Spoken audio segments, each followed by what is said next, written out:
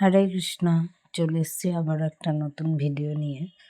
তো এখন বৃষ্টির ওয়েদার, সন্ধে হলেই কিছু খাওয়া দাওয়া করার ইচ্ছে তো সকলেরই হচ্ছে, আর আমারও হচ্ছে।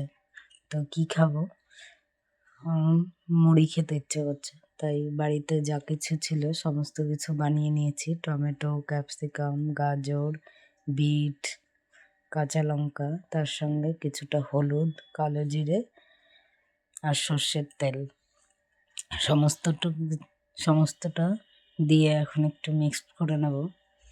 এরপরে মুড়ি মিক্সড করে নেবো। আর এইভাবে মুড়ি মাখলে কিন্তু মুড়ির স্বাদ ভীষণ ভালো লাগে। তার সঙ্গে একটু লেবুর রসটা দিলে ঝালমুড়ির একটা ফ্লেভার চলে আসে, সেজন্য আমি লেবুর রসটা দিচ্ছি।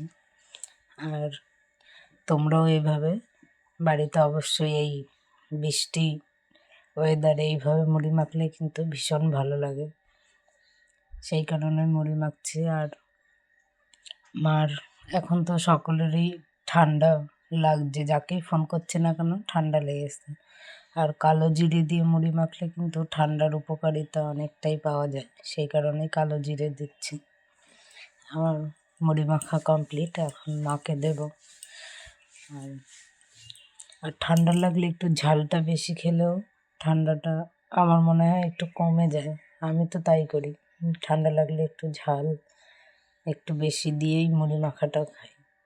তো মাকে আগে আদা আর গরম জল করে দিয়েছিলাম, সেইটা খাচ্ছিল, সাথে ঝালমুড়ি। এখন আমি আর মা মুড়ি মাখা খাবো। আর সত্যি বলতে খুব টেস্ট হয়েছিল। তোমরা অবশ্যই এইভাবে মুড়ি মেখে খেয়ে দেখো। আর ভিডিওটা ভালো লাগলে অবশ্যই একটা লাইক কমেন্ট করবে। হরে কৃষ্ণ।